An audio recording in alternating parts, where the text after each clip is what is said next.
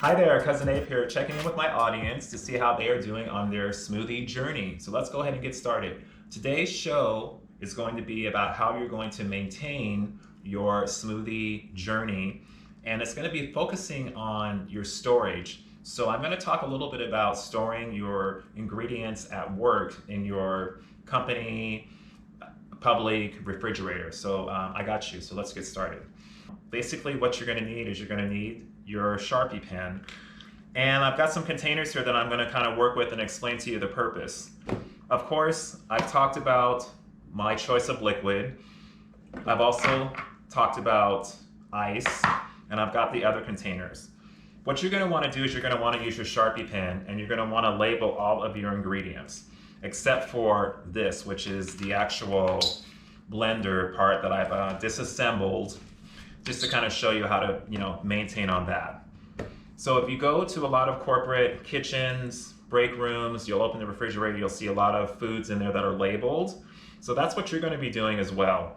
You're going to have your liquid of choice, and we spoke about this in the beginning of my videos when I premiered my favorite videos. I mentioned that there should be a liquid. So this is just an example. This is my liquid, which is the almond milk.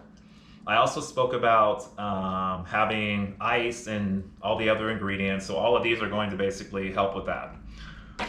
We all like to go to our deli, and we all like to get our favorite deli healthy salad. What I've discovered is that once you finish that, you can actually use these containers to store your fruit or your condiments for your smoothie for that work week. So these really come in handy. And what you also can do is, at the end of the week, you can just go ahead and recycle them. So it's a win-win situation.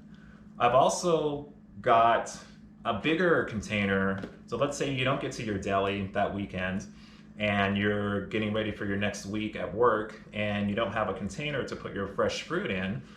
I got you on that. So this is what you're going to use. And as you can see, I've put my name on the front, Abe, and your container is here. Also, I've got my ice cube tray. So I've mentioned that ice cubes are important to a smoothie. And if you're going to have your smoothies at work during your break or in the afternoon, I would just advise you to go ahead and put your name on the smoothie or on the ice cube tray. And then when you put it in the freezer, people know whose ice cube tray it is. Now, people, if you're using other people's ice cubes at work, just have the courtesy to go ahead and just refill the water once you use it, or just replace the water, either or, I'm just saying. So I have just given you some great ideas on continuing your maintenance on doing smoothies. And I hope this information was very, very valuable and helpful to you. So what I'd like for you to do is go ahead and subscribe to my channel. I want you to also like everything that I've given information-wise today. And there's a little button on the bottom that's a bell. So you're gonna have to go ring the bell. With all that being said, I've got one more announcement. So coming into the next few months is gonna be chilly and it's gonna be cold. So Cousin Abe has got you on some of his favorite brown rice satays. So stay tuned. In about a week, I'm gonna start showcasing those. So in the meantime, remember, you're always blessed, and until next time, have a great day. Bye.